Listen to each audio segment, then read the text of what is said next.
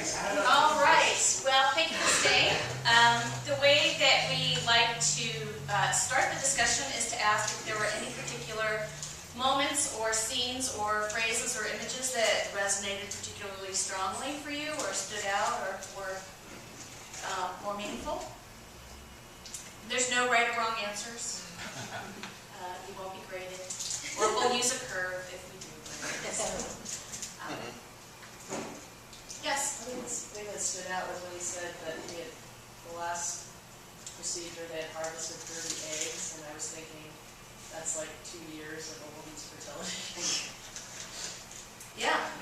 Yeah, well, and yeah, we didn't talk about it in those terms, but yeah, I mean, we talked about how that's so much more than usually in those procedures when they do, but I hadn't thought about it. Wow. Years. In the, Yeah. Over 2 years. Over 2 years. Yeah. Wow.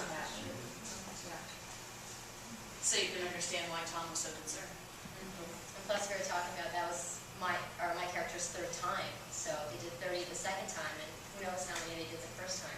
Yeah. Others? How was it to do? How did it feel to do the play? Was it difficult? I'm sort of in a situation with my fiance that is appropriate for this play, in that I had a vasectomy several years ago, and she wants to have children. So a lot of the bits and pieces of it really ring clearly to me. And in fact, there's the scene between the egg donor and her boyfriend sounds very much, some parts of that sound very much like conversations that my fiance and I have had, that I made a decision years before I even met her that is now affecting our relationship, you know, and our potential family-making business. But I wouldn't say it made it difficult, just interesting. Resonates with her. Well, it came across as a lot of you were emotionally involved in your reading. You that you're all great actors. You probably Ideally, we'd like to think both. I'm wondering how many people have children in the cast. Just curious of the perspectives that you, as a group, brought.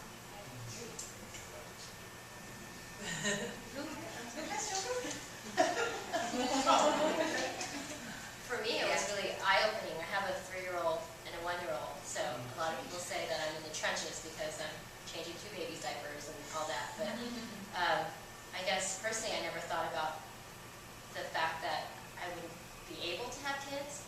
And so, like reading the play and going through it, I value my time with my kids more, and it was eye-opening to think about other people's circumstances.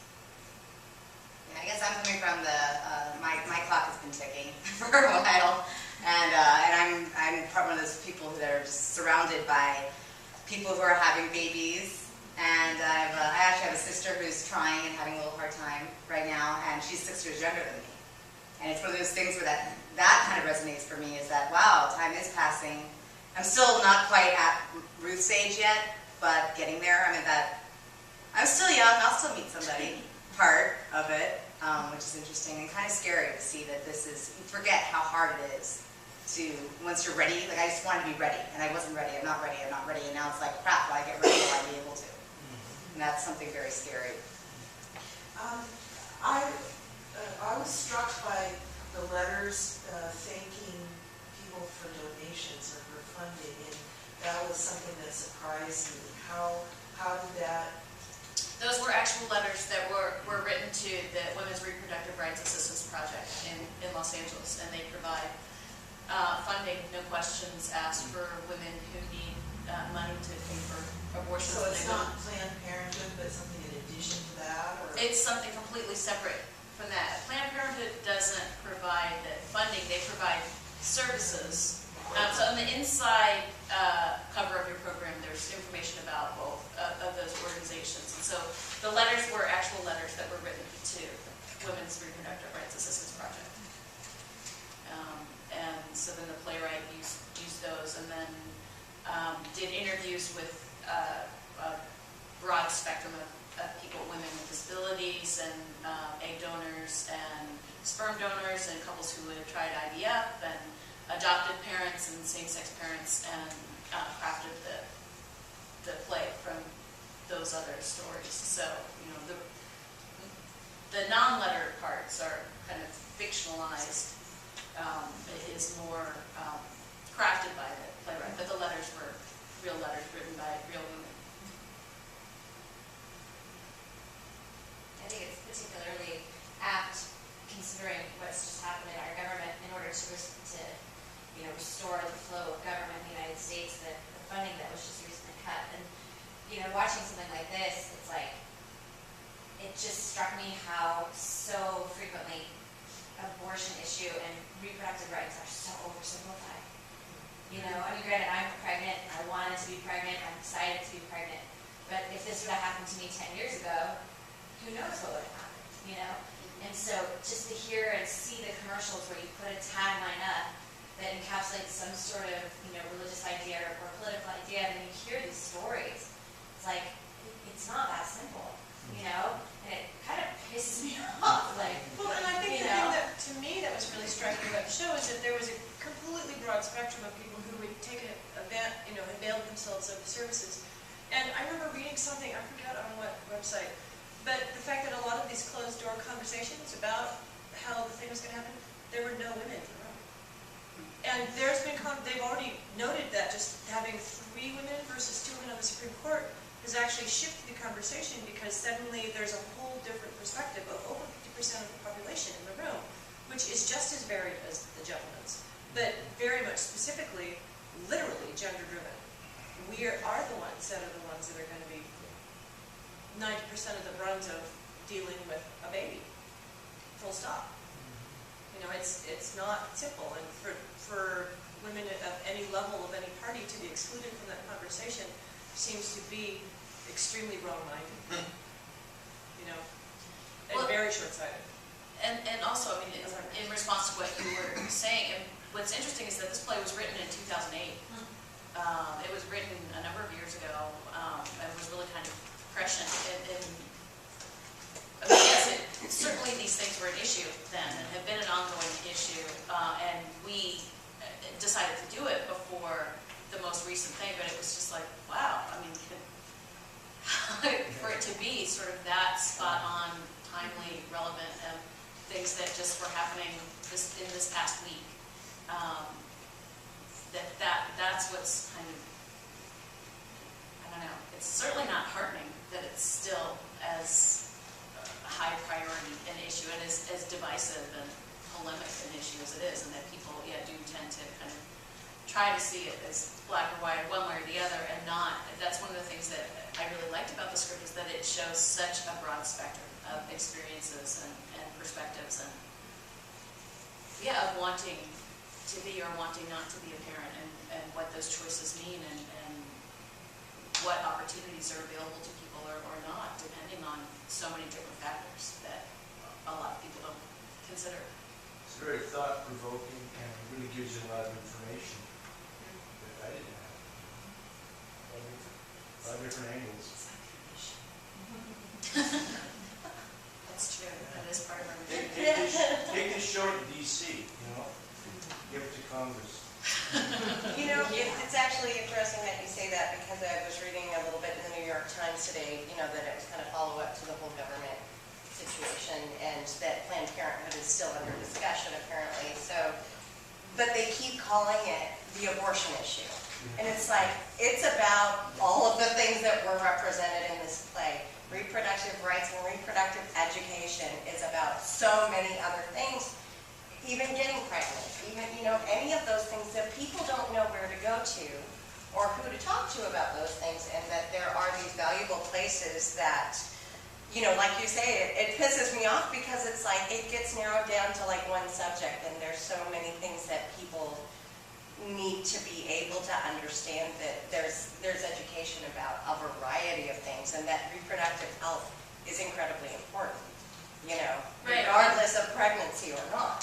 Right, or even just general health. I mean, in terms of the health services that they provide, I know Around the world. when I was in my 20s and I didn't have health insurance, that was my sole source of healthcare.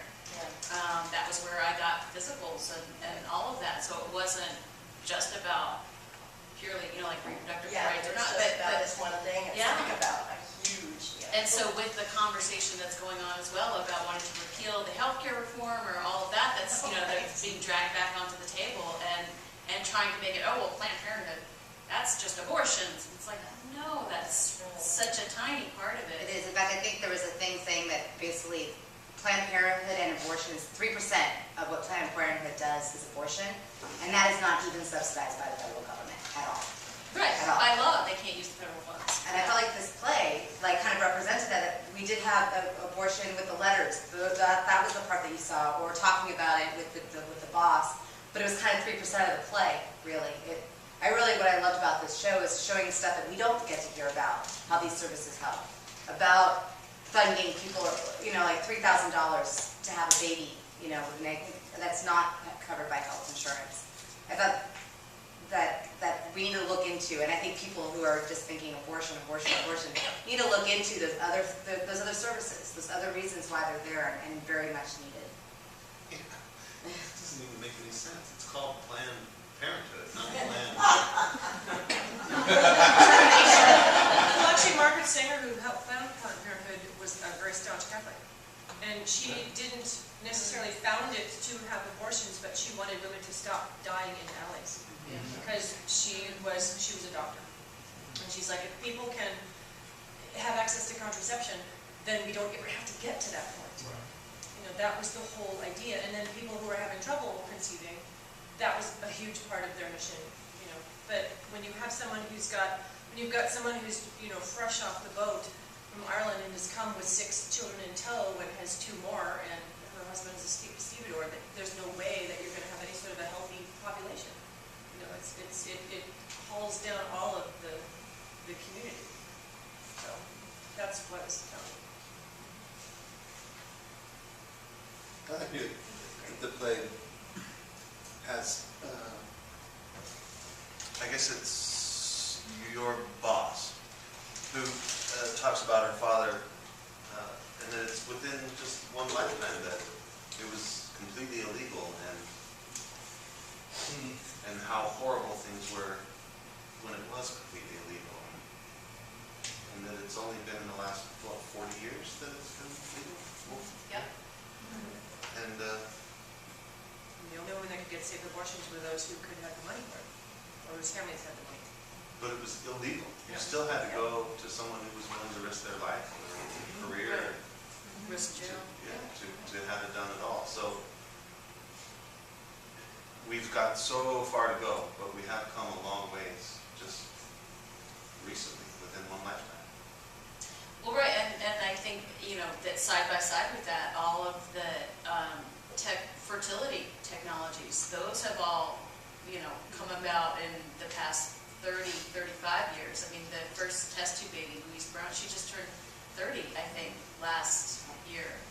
Maybe it was 35, but I mean, she's less than 40. So that kind of both those tracks are still very new, and so the idea of choice and options and control, I mean, that was part of the discussion after yesterday's performance. We were talking a lot about the issues of control and how that is sort of woven through the play as well, and so that the multitude of options and choices that people now think that they have, but that they don't always have, that it's not always successful. You're not always able to get pregnant after 42.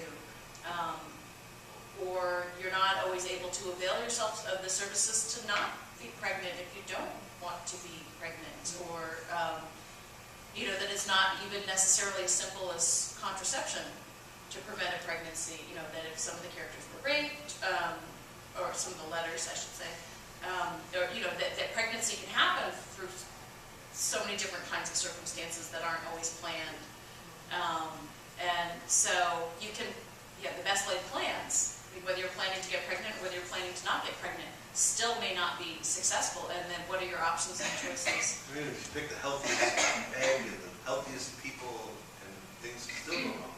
Right. You still have deformed babies, sick babies. You don't have to put it in Pregnant,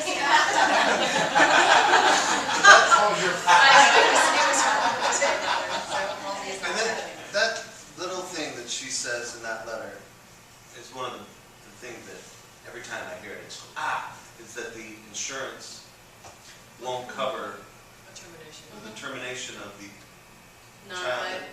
That was not liable. Yeah. It just doesn't make sense. Why would insurance want to pay for the It won't pay delivery? for the hospital care afterward either, probably. And then she could If die something were to from go that. wrong. Yeah, if something were to go wrong. Yes. I think for me, I think the impact of the play is the conversations that as a culture in a country we simply don't have. And I mean much more broadly than abortion and contraception. There are so many powerful themes in this play. Who gets to decide what a family is? Who gets to define what a family is? What is the role of capitalism in all of this conversation? Because there's a role, there's money involved here. I think a lot of it is a continued ways to oppress women.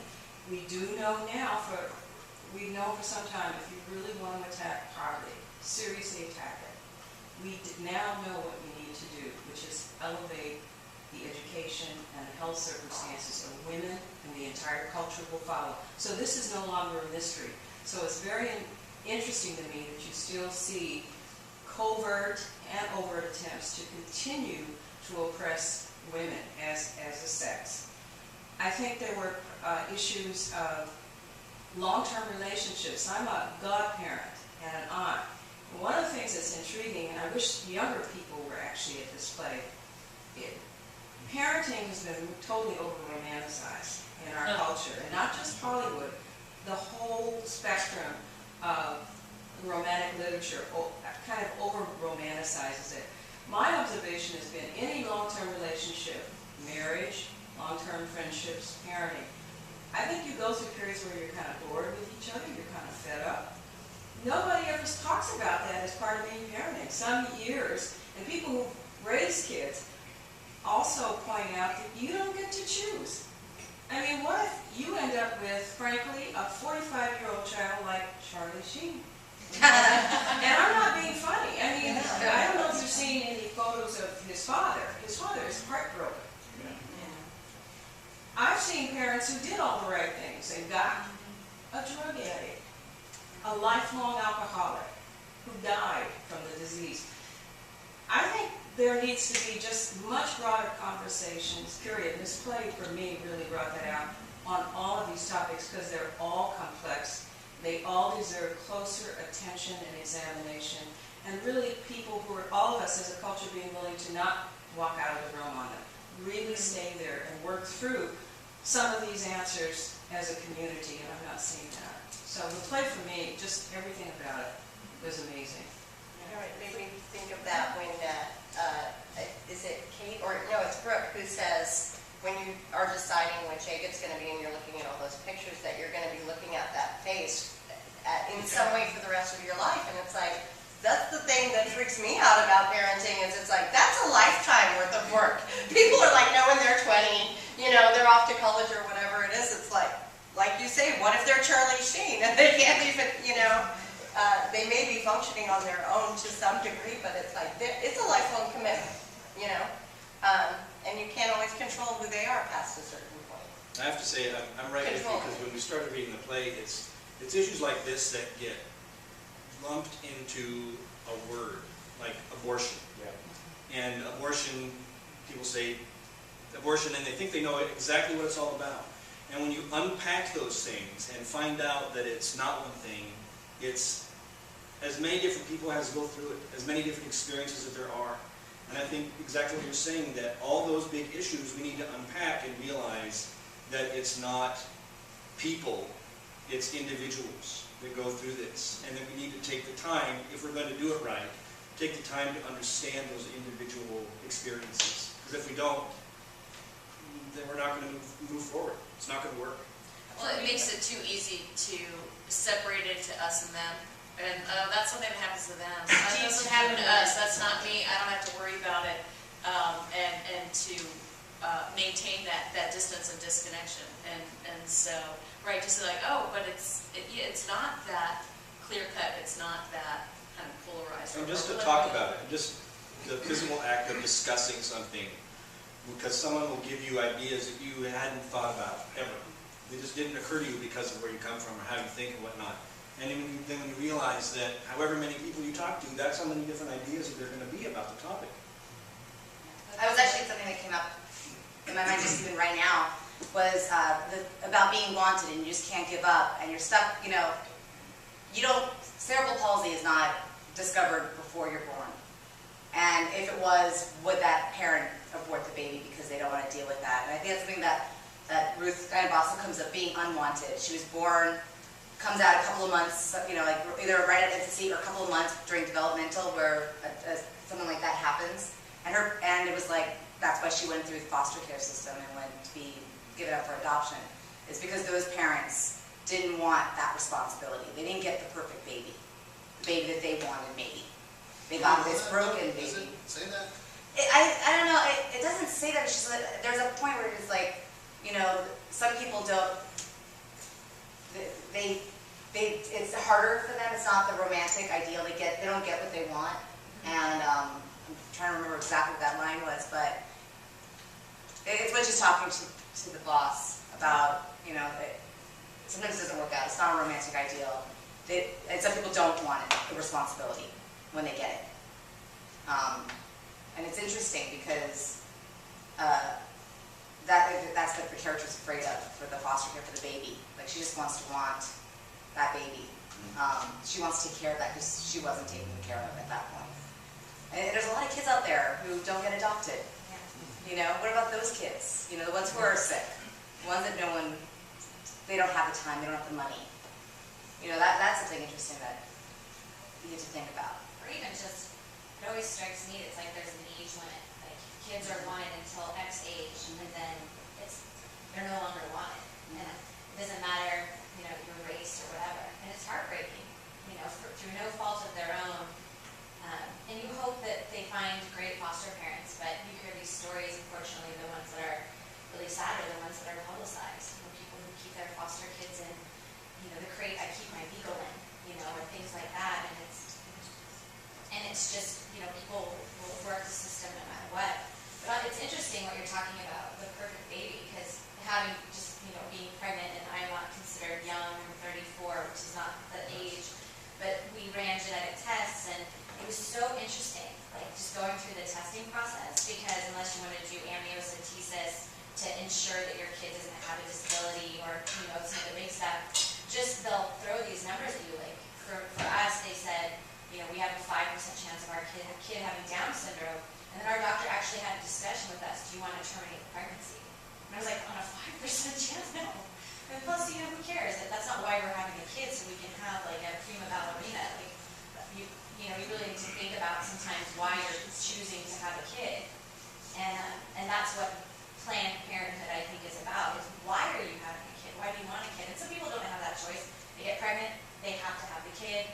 But for, you know, Anne and what was Sam, I mean, it's interesting when you talk to people, why do you want to have a kid?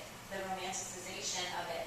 You know, is it because you're trying to fulfill something in yourself? Are you trying to bring a kid in to fill the hole in your life, or to project your desires on something else, or to bring more love to the world, or, you know, really why?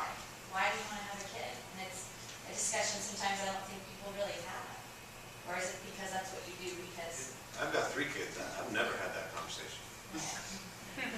Think about it, you know. It was just going to happen, and that's all the discussion there was, you know. One of the things that I found, as you mentioned, capitalism, when I first read this, that's what I keyed in on. I didn't look at some of the big topic issues, the really obvious ones. And the reason I keyed into it is because coming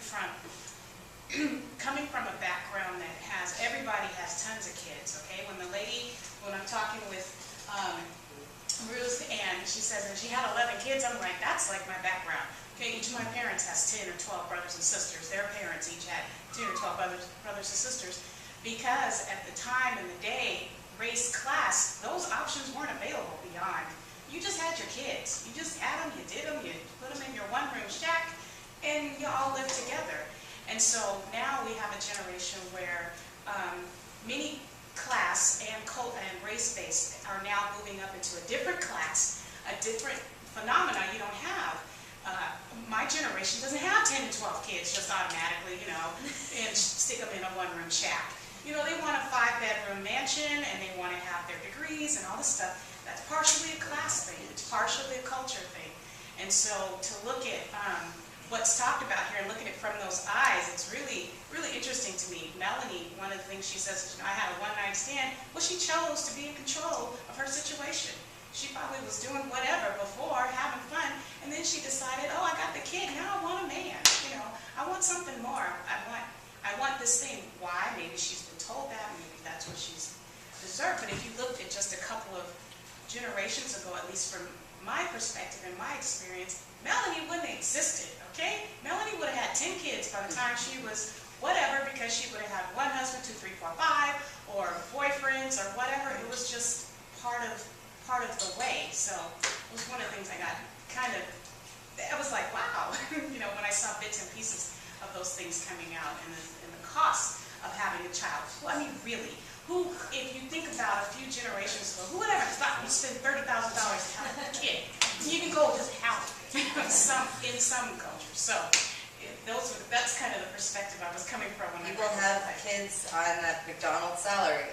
Exactly. On a And McDonald's it's so salary. true. Or no salary or nothing. Nothing. Just have the kid and keep trucking. But I'm actually glad that you brought Melanie up, because one of the things that we didn't really talk about even in rehearsal, but one of the things that I thought was really interesting about her story is that the full extent of her conversation with the father of her child is, do you want to have kids someday? And he says, yes, maybe someday. And then she takes him to court for child support. Where like that, well, that wasn't really him agreeing to be a father. She in her letter, makes him out to see like he's being so irresponsible. He doesn't want to be part of this child's life. And it's like, doesn't really seem like he was ever signing up to be part of the child. Like, she might have had her plan He didn't use about professional, that. he signed up.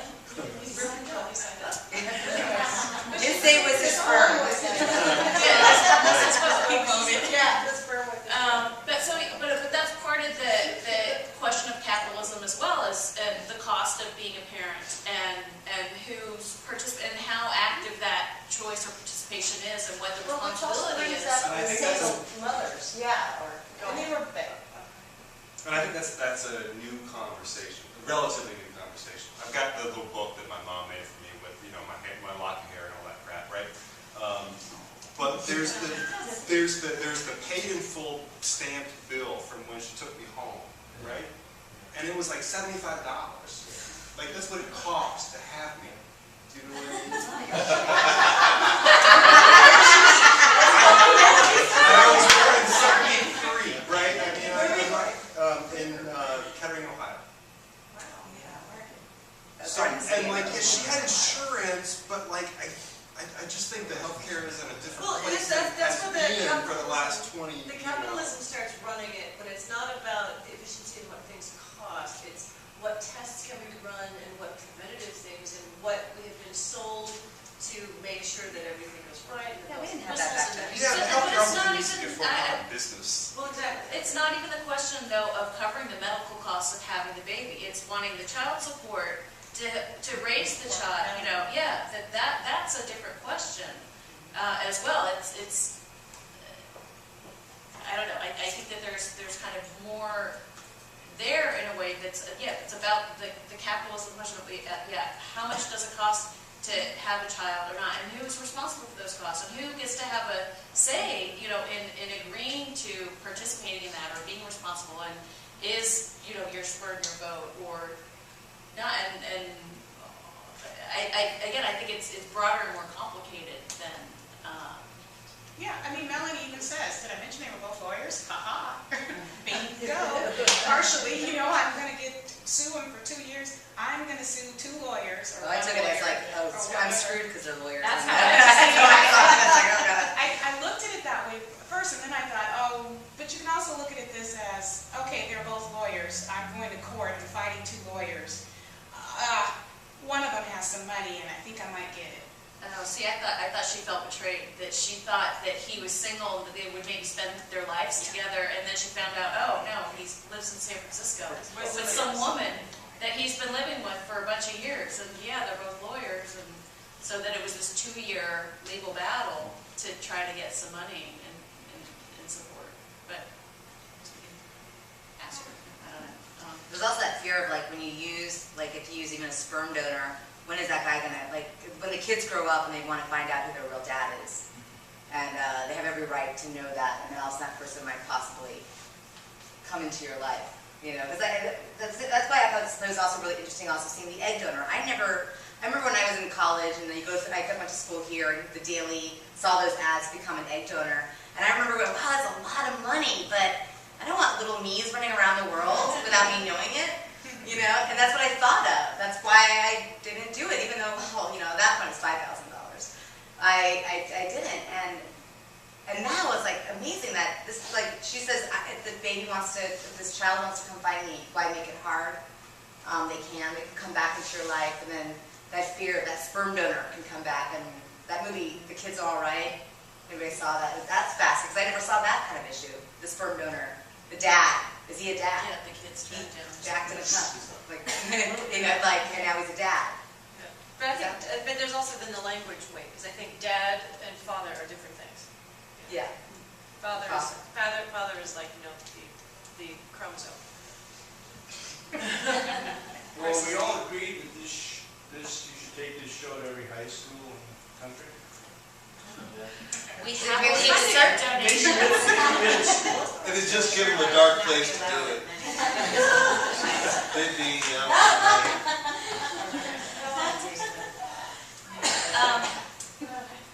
you have a question that you wanted to? Yes. I don't know if it was asked, so, you know, this brings up a whole nother issue of when you are farming out your eggs, so there's little pieces of you out there, but then what about when those kids grow up and they become in the dating game, then how does the organization prevent, like, potential tragedies? Yes. Crossbreeding. Didn't that kind of happen? I think it recently happened. A couple was on a date, and then they realized that they were brother and sister. it was in last week's Stranger, last week's Stranger. Yeah. Is that several? They were on a first date, a blind date, and halfway through it, they realized that they were brother and sister. It was dad had gotten a divorce, or I don't remember what. Dad and mom got divorced, so they each took one of the kids. And then they never spoke to each other again, right? Ew, it's like a parent trap. We have so much in common.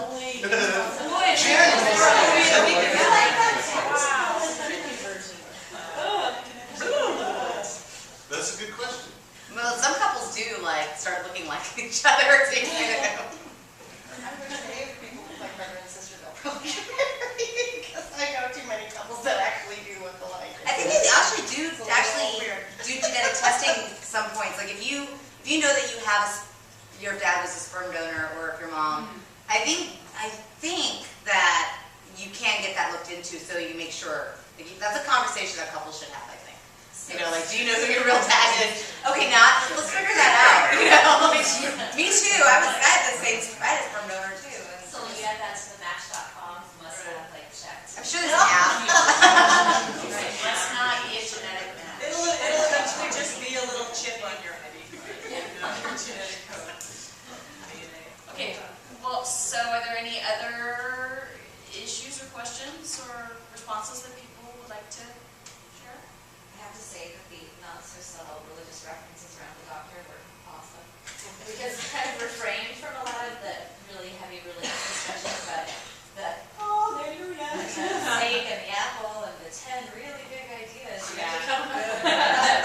It was actually kind of refreshing, because a lot of the religious subtext of some of these issues is really heavy and dark, and it's kind of fun just to laugh about it, you know, the doctor being, is he God or is he not God? Is he, you know, It's interesting, because I was thinking about the fact that the letters are actually written by people with writing in and whatnot, but then the fact that she interviewed folks talking about their experiences, and it got me thinking that I imagine that if you're a religious person, it could kind of seem like this guy is, if he's not, maybe he's got God's number on his cell phone, you know, that kind of thing. So I imagine that there was probably some of that in the interviews, thinking that there's someone looking out for us, or this guy does actually really amazing stuff that to me seems like you could say, oh, that's kind of godlike in his power. But that's also exactly what some of the resistance is, where, you know, like David's characters fought his parents are Pentecostal. He knows not to ask them for the money because they're so opposed to that. Because yeah, making babies is God's work, and you don't mess with that. Like, it happens for you or not. And then Sarah and Ruth had the conversation also. You know, where she says, "I like him. He's religious." Really? You know, like, why do you like that? Well, I'm religious. You are. You know, so yeah, how much religion plays a role or not? But yeah, that it's as much. In some cases, it can be as much a negative as a positive. That yeah, fertility doctors are evil. Yeah, plain God. Right. Well, what he does that God doesn't do is he gives you a list of names of people to go talk to. Like, I think that's fantastic. And I don't know if fertility doctors are required to do that. I mean, like, I know if you're going to get a sex change, you have to live a certain way for a while, and they make you go through all this stuff to make sure that you're going to be okay. Right, before you get And I wonder if fertility doctors are encouraged to tell their patients to find out, like he does. It's fantastic. It's also a nice way for the playwright to get in all these different viewpoints by giving us lists of names of people to talk to. But I think it's a really fantastic service, because I imagine sometimes he tells people, you should go talk to these people, see what and they go, oh God, no, that's not for me. You know, after they've talked to the people, they realize, yeah, I don't think, actually, I want to do that. Yeah, but you know, I'm more cynical about that, and I think that it gets back to the question of capitalism, and I would suspect that a higher percentage, certainly, of fertility doctors they don't care about making suggestions that way. Are you going to do this $30,000 procedure? You know, because that's going to be money, yeah. That's my vacation or that's going to go towards the boat. Well, because again, yeah, that there's not sort of the money back guarantee, like, okay, well, it didn't work out, so you want to do another round? You know, that, I think it's a nice idea, if they did, but I'm less optimistic about that possibility, personally. But it was just a side. Thought you were maybe about to say something. Anything else? No? Well, thank you all for joining us.